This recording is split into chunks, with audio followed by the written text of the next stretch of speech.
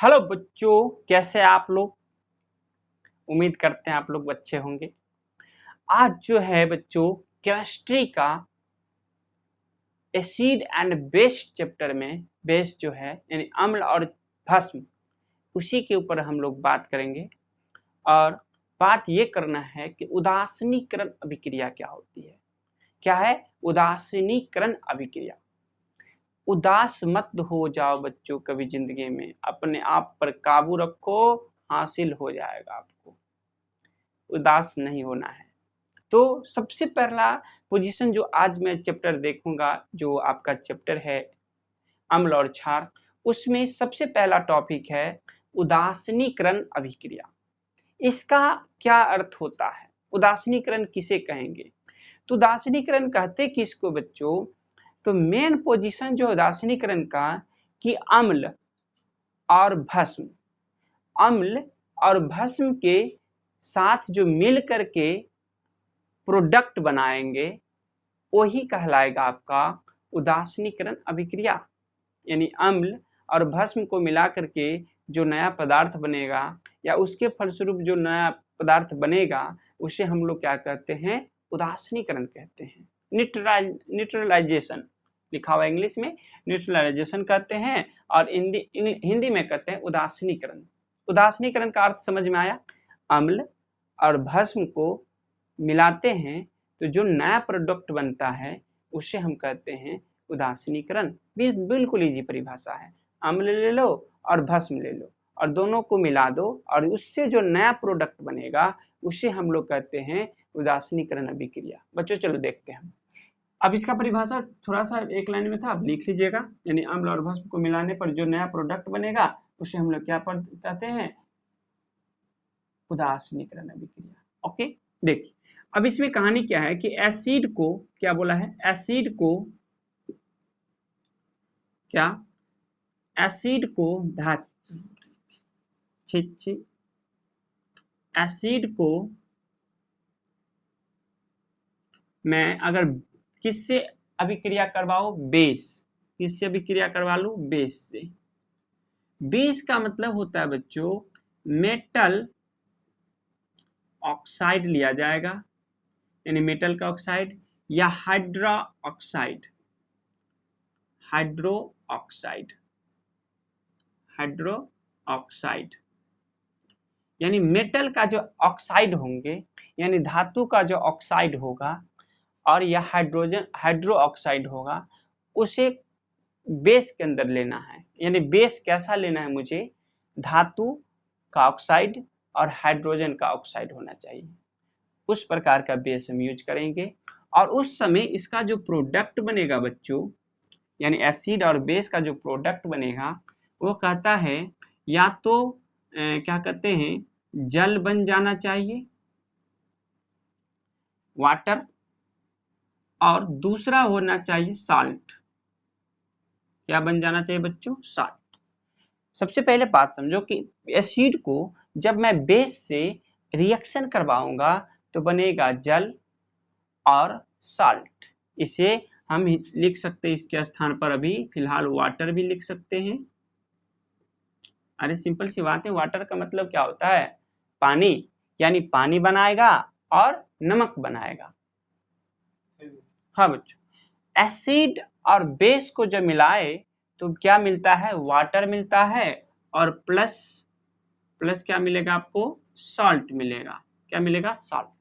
तो ऐसा हम रिएक्शन लेते हैं, कहता है वो एसिड लीजिए, तो भाई किसी भी प्रकार का एसिड ले सकते हैं। एसिड का मतलब होता है अम्ल, हिंदी वाले लिख लो अम्ल, और बेस का मतलब होता है भस्म। तो अब इसका रिएक्शन करवाते हैं कैसे। तो अम्ल का मतलब होता है हाइड्रोक्लोरिक अम्ल और प्लस बेस ले लेते हैं, कोई भी बेस ले लो। अगर मैं बेस ले लूं जिंक ऑक्साइड, क्या ले लूं बेस में, जिंक ऑक्साइड का बेस ले लूं, और जिंक ऑक्साइड का बेस से मैं, ये देखो ये क्या है, मेरा बेस है, यानी सॉरी मिस्टेक, बेस नहीं, ये क्या है, एसिड है। एसिड मतलब अम्ल है और ये है बेस। और बेस कैसा लेना बच्चों, मेटल ऑक्साइड। तो ये देखो जिंक क्या है, मेटल मतलब धातु है, और O क्या है, ऑक्साइड है। तो देखो जिंक ऑक्साइड हुआ, जैसा उसने बोला वैसा लिया तूने कि जिंक ऑक्साइड। अभी दोनों का रिएक्शन करवाओगे तो रूल कहता है कि पहले वाटर बना लो। तो भाई वाटर का फॉर्मूला सब याद रखना दिमाग में कि H2O, ये क्या होता है, जल का फॉर्मूला। तो जल का फॉर्मूला क्या होता है, H2। तूने बना लिया H2, कोई दिक्कत ही नहीं। अब आगे कहता है बच्चों कि साल्ट बना दीजिए। तो देखो H और O तो हट गया, H हट गया यहाँ से और O भी हट गया, बचा हुआ पार्ट कौन है, ये टिक लगला हुआ। तो इन दोनों को एक जगह लिखना है। तो पहले क्या लिखूंगा मैं, जिंक और Cl2, क्या होगा, जिंक क्लोराइड। आगे आंसर, ये क्या मेरा वाटर और ये क्या मेरा सॉल्ट है। आगे कोई दिक्कत, साल्ट मतलब तो नमक होता है बच्चों। ओके, यहाँ पर लिख सकते हैं हम लोग पानी या जल और यहाँ लिखो नमक, ये रिएक्शन है आपका हिंदी में। दूसरी बात, अगर मैं और पोजीशन लूं, अगर मैं H2SO4 से अगर मैग्नीशियम ऑक्साइड को मैं रिएक्शन करवाऊं, ये मैग्नीशियम ऑक्साइड बच्चों Mg का मतलब मेटल होता है यानी धातु होता है, और वो ऑक्सीजन होता है, तो मेटल का ऑक्साइड हो गया। ये बेस लेना ही क्या है, मेटल का ऑक्साइड लेना है बेस में। तो बेस ये हो गया और ये मेरा अम्ल है यानी एसिड है। तो एसिड को जब मैं बेस से अभिक्रिया करवाता हूं तो ये कहता है कि आप पहले वाटर बना लो। तो तू अपने मन से वाटर बना लो, यानी जल का फॉर्मूला लिख लो आराम से, कोई दिक्कत ही नहीं है। प्लस अब बनाना क्या है, साल्ट बनाना है। तो साल्ट बनाने के लिए देखो H हट गया और ऑक्सीजन हट गया, बचा हुआ पार्ट क्या है, SO4 और Mg बचा है। तो Mg लिख लो पहले से, MgSO4। देखो आसान है बनाना, कितना आसान है, कोई सोच भी नहीं सकता, इतनी आसान चीज है। चलो आपने खत्म कर दिया इसको भी। अब दूसरी बात है कि अगर मैं हाइड्रोक्लोरिक अम्ल को सोडियम हाइड्रोक्साइड से विक्रिया करवाऊं, किससे बच्चों, सोडियम हाइड्रोक्साइड। बच्चों इसी का नाम है कास्टिक सोडा, NaOH का नाम है कास्टिक सोडा। 10वां के एग्जाम में, बिहार बोर्ड के एग्जाम हॉल में पूछता है कि कास्टिक सोडा का इनमें से कौन फॉर्मूला है या सूत्र है, तो NaOH इसी का नाम है कास्टिक सोडा, जिसको हम रासायनिक नाम बोलेंगे सोडियम हाइड्रोक्साइड। सोडियम H से हाइड्रा O से ऑक्साइड, तो सोडियम हाइड्रोक्साइड इसका फॉर्मूला है। तो सोडियम हाइड्रोक्साइड का एक बाजार में नाम जाना जाता है जिसको बोला जाता है कास्टिक सोडा, इसी को कास्टिक सोडा बोलेंगे। आगे समझ में। अब कास्टिक सोडियम हाइड्रोक्साइड यानी कास्टिक सोडा, अब इससे ये रिएक्ट करेगा तो सबसे पहले क्या है कि वाटर बनाएगा। क्या बनाएगा, वाटर। तो भाई वाटर बना दो तुम, यानी जल बना लो। उसके बाद तुम साल्ट बनाना है, तो भाई साल्ट बनाने के लिए तुम्हें क्या मिल जाएगा, यहाँ से OH हट गया और ये भी H हट गया, बचा क्या है, ये Cl बचा है और ये Na बचा है, तो ये बन जाएगा क्या, NaCl। क्या बनेगा बच्चों, और ये ही है साधारण नमक। क्या बच्चों, NaCl का क्या नाम है, साधारण नमक। अगर एग्जाम हॉल में आपको पूछता है कि साधारण नमक का फॉर्मूला क्या है, तो जवाब देना NaCl, जिसको हम रासायनिक नाम बोलेंगे सोडियम क्लोराइड। क्या बोलेंगे बच्चों, सोडियम क्लोराइड। आगे समझ इतना। अब दूसरी बात है कि कार्बनिक अम्ल को, नीचे दिखता है, अगर मैं कार्बनिक अम्ल को अभिक्रिया करवा दूं KOH से, यानी पोटासियम हाइड्रोक्साइड, इसका अगर रिएक्शन मैं इससे करवाता हूं तो क्या बनता है बच्चों कि जल बन जाएगा यानी वाटर बनेगा। तुमने देखो H2OH गैप हो गया, बचा हुआ पार्ट क्या है, K और CO3, तो OH हट गया और H2 हट गया, बचा कितना है CO3 और यहाँ बचा है K, तो यह क्या बन जाएगा K2CO3 यानी पोटासियम क्लोरेट। इसका नाम क्या है, पोटासियम क्लोरेट। और पोटासियम क्लोरेट कैसा होगा, साल्ट होगा यानी नमक होंगे। आगे समझ में, नमक के रूप में काम करते हैं। तो आपने देखा रिएक्शन कि हाइड्रोक्लोरिक अम्ल को जिंक ऑक्साइड से रिएक्ट करवाए तो जल और जिंक साल्ट बन गया। H2SO4 सल्फ्यूरिक अम्ल है बच्चों, बैटरी में इस्तेमाल किया जाता है और इसे अम्लों का राजा बोला जाता है H2SO4 को, जिसे हम सल्फ्यूरिक अम्ल बोलते हैं। और मैग्नीशियम ऑक्साइड से जब रिएक्शन करवाए तो जल और मैग्नीशियम सल्फेट बना दिया। जब मैं हाइड्रोक्लोरिक अम्ल का रिएक्शन करवाऊं सोडियम हाइड्रोक्साइड के साथ यानी कास्टिक सोडा के साथ, तो कास्टिक सोडा बनाता है जल और NaCl जिसे हम साधारण नमक बोलते हैं। और H2SO4 H2CO3 का नाम है कार्बनिक अम्ल, और कार्बनिक अम्ल को जब पोटेशियम हाइड्रोक्साइड से विक्रिया करवाता हूं तो बनता है जल और पोटेशियम क्लोरेट बन जाता है। बच्चों यहाँ तक आपको समझ आ गया होगा, आगे हम फिर से बात करते हैं। ओके हाँ बच्चों देखो अब क्या है, आगे हमें कंसेप्ट क्या देखना है। कंसेप्ट ये देखना है कि जब हम हाइड्रोजन आयन को क्या कहते हैं OH माइनस से अभिक्रिया करवाता हूं तो ये बनता है बच्चों H2O। याद रखना, अगर हाइड्रोजन आयन को जब OH आयन से रिएक्ट करवाते हैं या रिएक्शन करवाते हैं तो क्या बना देता है, जल बनाता है। अब एक आगे बात करना है कि बेस जो है क्या कर सकता है, कहता है which reacts with acid to give in salt and only। कहता है जब अम्ल भस्म से अभिक्रिया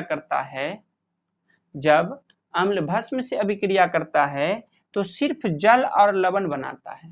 लेकिन ऐसी कोई बात नहीं है कि अगर मान लो एसिड को जब हम बेस से अभिक्रिया करवाऊं तो ऐसा कोई जरूरी नहीं है कि सिर्फ जल यानी वाटर और सॉल्ट बनाएगा। और ऐसे भी पोजीशन आएंगे जिससे हम गैस भी निकलेगा, इससे गैस भी, जैसे क्लोरीन गैस हो गया, हाइड्रोजन गैस हो गया, या जो भी गैस होंगे वो गैस बाहर भी निकल के जाएंगे। तो हमारा कहने का अर्थ ये था कि जब अम्ल और भस्म से अभिक्रिया करवाते हो तो सिर्फ जल और लवण नहीं बनता है, कुछ ऐसे भी पोजीशन आएंगे, ऐसे भी बेस आएंगे, कुछ ऐसे भी बेस होंगे जो एसिड से अभिक्रिया करके कुछ गैस बाहर निकालना शुरू कर देती है। तो हम सारे के सारे बेस को ये नहीं बोल सकते हैं कि वो सिर्फ और सिर्फ जल देगा और लवण देगा यानी नमक देगा यानी साल्ट देगा। तो हम सारे एसिड को बेस अभिक्रिया करवा के सिर्फ और सिर्फ वाटर और क्या कहते हैं साल्ट नहीं ले सकते हैं, कुछ गैस भी मिल सकता है बेस से हमें अभिक्रिया करवा के। ओके, तो अभी हम इसका एग्जाम्पल देखते हैं कि कैसे हम बेस को एसिड से अभिक्रिया करवा करके साल्ट और वाटर बनता है, और बाद आगे हम और दिखाएंगे 2-3 रिएक्शन जिसमें हम गैस को भी आगे निकाल के दिखाएंगे कैसे गैस निकलती है बाहर की तरफ। ओके, तो ये परिभाषा आप लोग याद रखोगे। अब क्या है बच्चों, जब हम हाइड्रोक्लोरिक अम्ल को ध्यान दो जिंक ऑक्साइड से अभिक्रिया करवाऊं, जब हम हाइड्रोक्लोरिक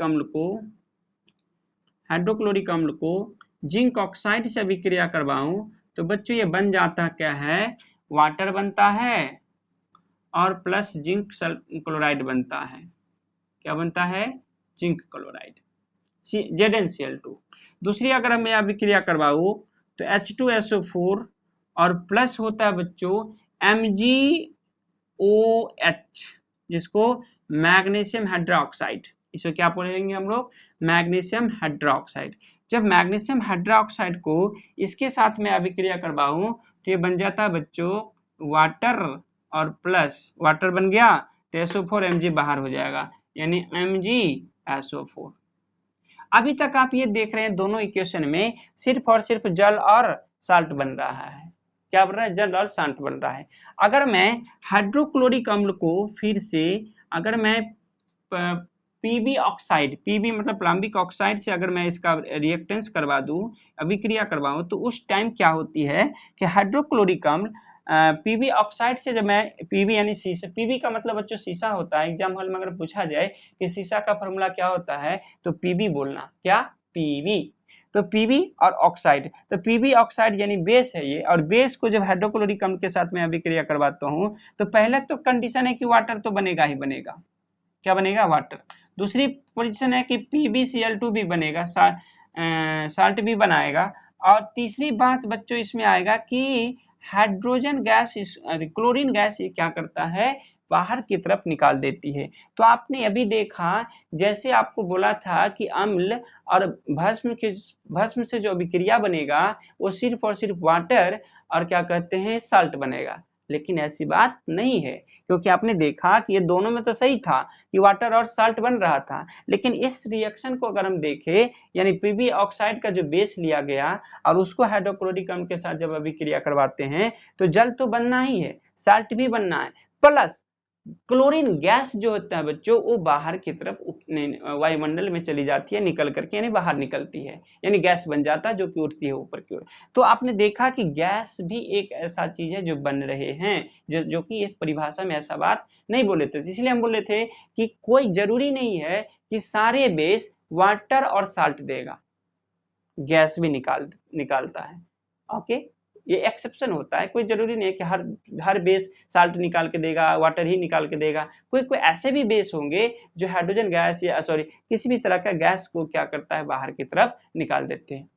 आगे हम एक और रिएक्शन क्या करते हैं, एक और रिएक्शन देख लिए। अगर हाइड्रोक्लोरिक अम्ल को मैग्नीज ऑक्साइड से अभिक्रिया करवाऊं तो ये भी क्या करता है कि वाटर बना लेता है और प्लस MnCl2 और प्लस क्या बच्चों क्लोरीन गैस को बाहर निकाल देते हैं।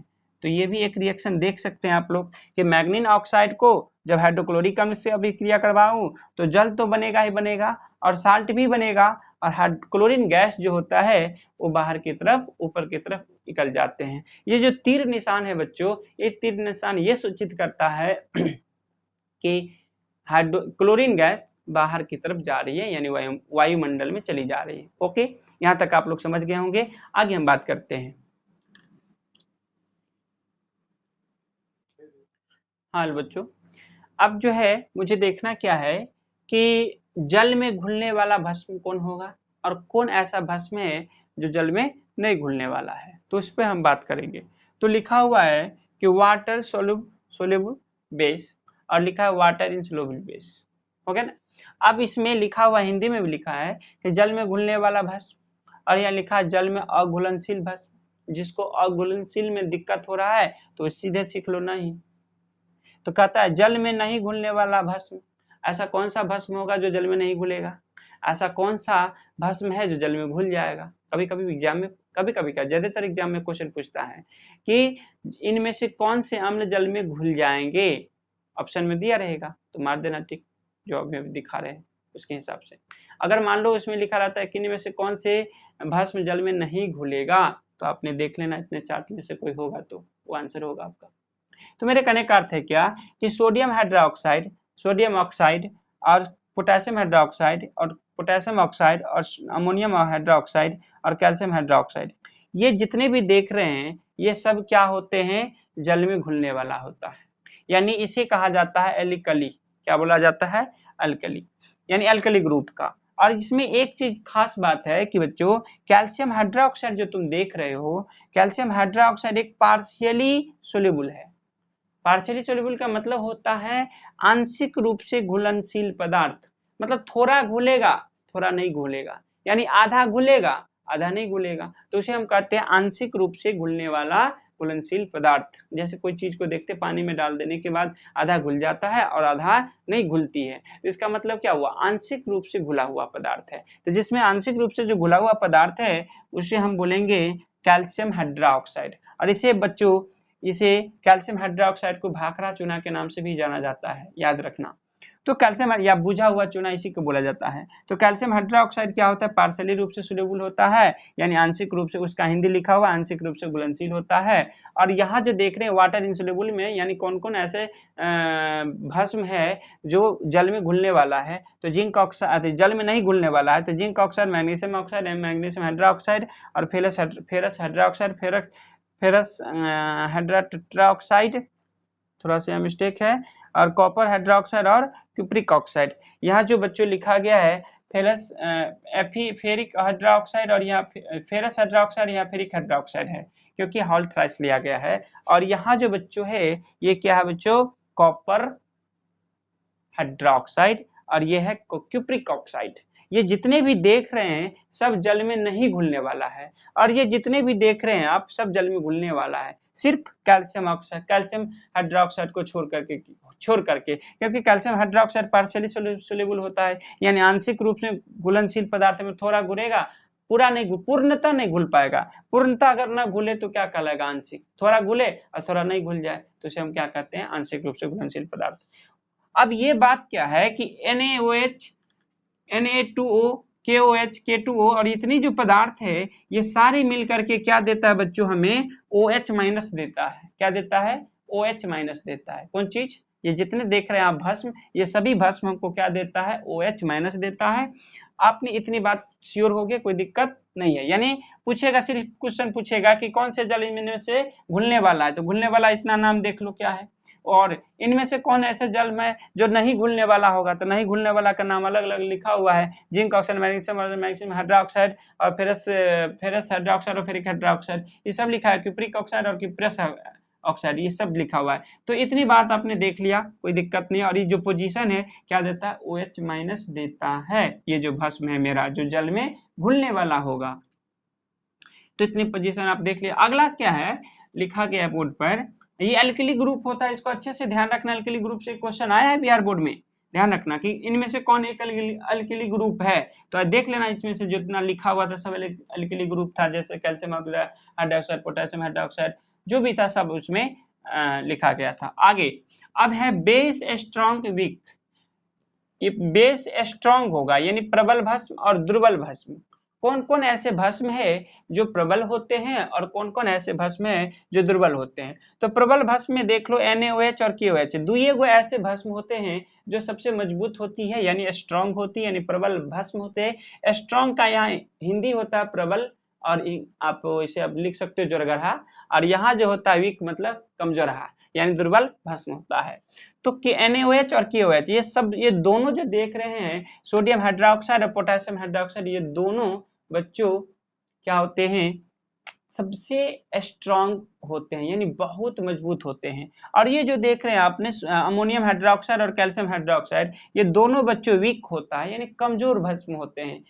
प्रबल भस्म जो होता है ये कमजोर प्रबल भस्म होते हैं, और यही दो गो सिर्फ ऐसा है जो पूरी तरह से स्ट्रॉन्ग होते हैं। पूछा जाएगा एग्जाम हॉल में कि अगर मान लो कि इनमें से कौन ऐसे बेस है जो प्रबल भस्म है, तो ये दोनों जो होता है सोडियम हाइड्रोक्साइड और पोटेशियम हाइड्रोक्साइड, ये प्रबल भस्म है। अगर तुमसे क्वेश्चन आ जाए कि आंशिक रूप से प्रबल भस्म कौन है, सॉरी आंशिक रूप से, अगर उसमें देखे थे ना कि आंशिक रूप से जो कैल्शियम हाइड्रोक्साइड था तो क्या था, घुल रहा था पानी में, पूर्णतः नहीं घुल रहा था। तो अगर आंशिक रूप से पूछा जाए कि कौन से ऐसा भस्म है जो जल में आंशिक रूप से घुलती है, तो इसका आंसर होगा बच्चों कैल्शियम हाइड्रोक्साइड। ओके, अब देखो वो है क्या, दुर्बल भस्म। दुर्बल भस्म में कौन कौन आएगा, जिंक ऑक्साइड आएगा, जिंक हाइड्रोक्साइड आएगा, कॉपर कैल्शियम हाइड्रोक्साइड आएगा, और क्यूप्रिक ऑक्साइड आएगा, और मैग्नीशियम हाइड्रोक्साइड और फेरस हाइड्रोक्साइड आएगा। ये जितने भी देख रहे हैं ये क्या है, दुर्बल भस्म है, और इसे बच्चों आपको याद रखना पड़ेगा। नहीं याद रखोगे तो फिर कहाँ से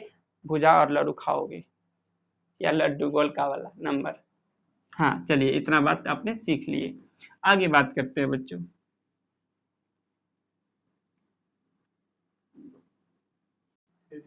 हाँ देखो बच्चों, ये जो लिखा गया है बेस, अब बेस को क्या करना, सुलेबुल मतलब होता है घुलना, और बेस मतलब होता है भस्म। मतलब ऐसा भस्म बनाना है जो कोल्ड वाटर में रिएक्शन करवाएगा तो क्या बनता है, उसमें हम बेस बन के तैयार होगा। क्या होगा देखो, अब यहाँ पर कंडीशन कि अगर मैं सोडियम का रिएक्शन करवाऊं किसके साथ, कोल्ड वाटर के साथ, H2O, सब क्या लोगे, कोल्ड वाटर यानी ठंडा जल, और उसके साथ में मैं सोडियम का रिएक्शन करवाऊं तो ये बन जाता है बच्चों सोडियम हाइड्रोक्साइड, और प्लस क्या होता है बच्चों H2O गैस बाहर चली जाती है। दूसरी बात, अगर मान लो मैं कैल्शियम से अभिक्रिया करवाऊं हाइड्रो जल को, ठंडा जल को कैल्शियम से, तो ये क्या होती है कि कैल्शियम हाइड्रोक्साइड और प्लस हाइड्रोजन बाहर चली जाती है। और साथ ही साथ आपको अगर पोटासियम को जल के साथ अभिक्रिया करवाऊं यानी ठंडा जल के साथ इसका अभिक्रिया करवाता हूं तो ये बन जाता है बच्चों पोटासियम हाइड्रोक्साइड और प्लस हाइड्रोजन गैस बाहर चली जाती है। और उसके बाद अगर मैं फिर से अमोनिया का रिएक्शन करवाऊं, NH3 का नाम है अमोनिया, NH4 का नाम है बच्चों अमोनियम। तो NH3 का अगर रिएक्शन मैं जल के साथ करवाता हूं तो ये बनता है बच्चों NaCl H4OH, ये क्या है मेरा अमोनिया हाइड्रोक्साइड आयन। तो आपने देखा जब सोडियम को जल के साथ अभिक्रिया करवाया था क्या बन गया, सोडियम हाइड्रोक्साइड बना। और कैल्शियम को जब ठंडे जल से अभिक्रिया करवाया तो कैल्शियम हाइड्रोक्साइड बन गया। जब पोटेशियम को ठंडे जल से अभिक्रिया करवाया तो ये क्या बन गया, पोटेशियम हाइड्रोक्साइड, यार गैस हाइड्रोजन गैस बाहर निकल गया। जब NH3 को अमोनिया को जब जल से अभिक्रिया करवाया तो अमोनियम हाइड्रोक्साइड बन गया। ये सब कैसा है बच्चों, कोल्ड वाटर है, यानी ठंडा जल, कोल्ड वाटर याद रखोगे क्या है, कोल्ड वाटर। ये पूरे जो रिएक्शन करवाया गया है किससे, कोल्ड वाटर से, यानी पूरी तरह से ठंडा जल है। कौन सा जल है, ठंडा जल। आगे कोई दिक्कत, यहाँ तक आप श्योर हो गए, कोई परेशानी भी नहीं है कि आपने सोडियम को जब ठंडे जल से विक्रिया करवाया तो सोडियम हाइड्रोक्साइड आ गया। कैल्शियम को जब जल से विक्रिया करवाया तो कैल्शियम हाइड्रोक्साइड आ गया और हाइड्रोजन गैस बाहर चला गया। पोटेशियम को जब जल से विक्रिया करवाया तो पोटेशियम हाइड्रोक्साइड आ गया और हाइड्रोजन बाहर चला गया। NH3 को जो है जल से विक्रिया करवाया तो NH4OH आ गया, जिसे हम अमोनियम हाइड्रोक्साइड बोलेंगे। बच्चों यहाँ तक आ गया आप लोग, आगे एक दो बात और है उसको जान लो और ये वीडियो ऑफ करेंगे। ओके चलो इसको नोट कर लो अच्छे से। हेलो बच्चों, आप जो है बात करो कि भस्म नहीं घुलने वाला, ऐसा भस्म होगा जो घुलने वाला नहीं हो तो आप ले सकते हैं NaOH और पोटेशियम KOH, और ऐसा भस्म सोलेबल ले लो जो घुलने वाला नहीं भस्म होगा, भस्म में उसे हम NaOH सोडियम हाइड्रोक्साइड के साथ रिएक्शन करवाऊं तो वह इनसोल्युबल हो जाए, यानी घुलने वाला नहीं हो। तो मैं क्या लेता हूं, जिंक नाइट्रेट, यानी जिंक नाइट्रेट को जब मैं सोडियम हाइड्रोक्साइड के साथ अभिक्रिया करवाऊं तो जिंक हाइड्रोक्साइड और प्लस सोडियम नाइट्रेट बन जाता है, जो कि जल में नहीं घुलती है। उसके बाद है फिर बच्चों, जैसे हम कॉपर नाइट्रेट को लेते हैं और उसी पे से हम या तो NaOH से अभिक्रिया करवाओ या तो KOH से, क्योंकि स्ट्रॉन्ग बेस वही होता है। स्ट्रॉन्ग बेस का नाम क्या था बच्चों, NaOH और या KOH, यही दो ऐसा बेस है जो स्ट्रॉन्ग है। और इन दोनों बेस से मैं सोल्यूबल को, इसे जो ये क्या सोल्यूबल है, यानी जल में घुलने वाला, जल में घुलने वाला अगर हम उसको अभिक्रिया करवाता हूँ तो ये क्या देता है, इनसोल्युबल, यानी घुलने वाला नहीं होगा वो। तो ये जो बनेगा इन दोनों प्रोडक्ट से, जो प्रोडक्ट बना ये जल में घुलने वाला नहीं होंगे। यानी कॉपर नाइट्रेट को जब सोडियम हाइड्रोक्साइड के साथ अभिक्रिया करवाऊं तो ये तो बात फिक्स कर लो कि कॉपर हाइड्रोक्साइड सब जगह आएगा। अगर कॉपर है तो कॉपर हाइड्रोक्साइड आएगा, जिंक है तो जिंक हाइड्रोक्साइड आएगा, अगर फेरस है तो फेरस हाइड्रोक्साइड आएंगे। ये आप अपने माइंड में श्योर कर लो। तो उसके बाद जो भी बच जाते हैं, और सोडियम नाइट्रेट हर जगह आ रहे हैं, देखो सेम चीज आ रहा है, सोडियम नाइट्रेट देखो OH सब जगह आ रहे हैं, सिर्फ बदला क्या है, मेटल बदल गया है, मेटल बदल गया, कुछ जान ही नहीं था इस इक्वेशन में, आप समझ गए। यानी कहने का अर्थ ये हुआ है बच्चों कि जब मैं सोलेबल, कोई भी सोलेबल लो और उसको सोडियम हाइड्रोक्साइड के साथ या KOH के साथ अभिक्रिया करवाओ तो इनसोल्युबल बन जाता है, यानी जल में घुलने वाला नहीं होंगे। ये जो पदार्थ बना, ये जो मेटल प्रोडक्ट बना, ये प्रोडक्ट जल में नहीं घुलेगा, यानी इनसोल्युबल है, यानी घुलने वाला है ही नहीं। ये क्या है, मेटल नाइट्रेट यानी सोल्युबल है जो जल में घुलने वाला है, और उसको मैं रिएक्शन करवा दूं सोडियम हाइड्रोक्साइड के साथ तो जो प्रोडक्ट बना वो जल में नहीं घुलेंगे। ओके आगे बात करते हैं बेस प्रॉपर्टी। बेस का क्या प्रॉपर्टी, बेस मतलब भस्म, यानी भस्म का इंडक्टर्स और बेस क्या है। इंडक्टर्स का मतलब होता है जैसे लिटमस हो गया, तो लिटमस पत्र जब बेस में जाएंगे तो क्या बन जाएगा, ब्लू रंग का बन जाएगा। जब फिनोल्फिनीन जब बेस में जाएगा यानी भस्म में जाएगा तो कौन सा कलर देगा, पिंक कलर देगा। अगर मिथाइल ऑरेंज बेस में जाएगा तो कौन सा कलर देगा, येलो देगा। याद रखना होगा बच्चों ये सब। पीएच स्केल जो होता है बेस का, 7 से अगर इधर जाओगे, जितने इधर तुम जाओगे उतनी ज्यादा बेस मजबूत होते जाएंगे, यानी स्ट्रॉन्ग बेस मिलते जाएंगे। सबसे ज्यादा स्ट्रॉन्ग बेस जो होता है 11, 12, 13 और 14 तक जो जाएगा वो सबसे बेस मजबूत बेस माना जाएगा। यानी 13 और 14 और 11, 14, 12, 13 जो है ये सबसे स्ट्रॉन्ग बेस हो जाते हैं। और 7 से पीएच मान इसका जो होना चाहिए 7 से ज्यादा होने चाहिए, देखो 7 से ज्यादा लिखा हुआ है पर। और यूनिवर्सल बेस जो होता है, यूनिवर्सल बेस जो होता है ये किस कलर के होते हैं, आप इसे हम लिख सकते हैं वी बिजोर के नाम से। तो यहाँ लिख लो वी बेजियोर। बच्चों एक वीडियो में मेरा यू यहाँ लिखा गया है, उसके लिए मैं क्षमा चाहता हूँ। यू का कोई मतलब नहीं है, योर लिखा है, इसके लिए हमको यू लिखा गया। इसमें कोई आप लोग नजर अंदाज नहीं करना, उसके लिए मैं आपसे सॉरी मांगना चाहता हूँ कि बेजियोर एक लेक्चर में हुआ है, केमिस्ट्री के लेक्चर में, पीछे वाले लेक्चर में, वो आपको हम दिखा दें, बोल दिए हैं अभी इस लेक्चर में, ध्यान रखना। बेजियोर यू, यहाँ पे यू लिखा गया बच्चों, वहां पर होता है थोड़ा थोड़ा मिस्टेक, क्या करोगे। तो ये जी के इधर जितने भी होते हैं और जी के इधर जितने होते हैं, तो जी के इधर जो होंगे एसिड हो जाते हैं, यानी मेन मिड पॉइंट जी को बना दो, तो जी के इस साइड जितने होंगे वो एसिड होगा, और जी के इधर जितने होंगे सब बेस कहलाएंगे। और जी जो होता है बच्चों ये उदासीन हो जाता है, न्यूट्रलाइजेशन होता है, यानी उदासीन, यानी ये उदासीन होते हैं। कौन? जी, यानी ग्रीन कलर, ये violet, indigo, blue, green colour, yellow, orange और रेड कलर, ये जो यूनिवर्सल होता है, यूनिवर्सल मतलब सार्वत्रिक देखा जाए तो ये जी से इधर जितने होंगे सब बेस कहलाएंगे, जी से उधर जितने होंगे सब एसिड कहलाएंगे, और जी जो मेन बच जाता है बच्चों, ये होता है आपका उदासीन। ओके, आज हम इस केमिस्ट्री के बेस और क्या कहते हैं एसिड चैप्टर को खत्म कर रहा हूँ, और होगा तो दो चार एक वीडियो और है, और एग्जाम के व्यू के द्वारा, यानी एग्जाम के देखते हुए और वीडियो बनेगा दूसरा चैप्टर का, जो कि तैयार हो रहा है, सिर्फ और सिर्फ एग्जाम के लिए वो वीडियो बनेगा। अभी तो ये आपको बेस मजबूत करने के लिए, या जो बच्चे के खूब अच्छे तैयारी करना है, खूब बेस्ट जानकारी लेना है, उसके लिए वीडियो बेस्ट मिलेंगे, क्योंकि टाइम कम आने पर आप क्या करते इस वीडियो को नहीं देख पाओगे, क्योंकि उसके लिए आपको पूरी तरह से फोकस होनी चाहिए एग्जाम हॉल पर, जो कि हम आपको प्रोवाइड करवाएंगे। वो तैयारी चल रहे हैं और आपको हम अच्छे से प्रिपरेशन करवाएंगे। एग्जाम लेवल का क्या क्या क्वेश्चन आने वाले हैं, क्वेश्चन बैंक का क्वेश्चन होंगे, और क्या कहते हैं सिलेबस जो है उस पर आधारित क्वेश्चन मिलेंगे, और चैप्टर वाइज मिलेगा बच्चों क्वेश्चन।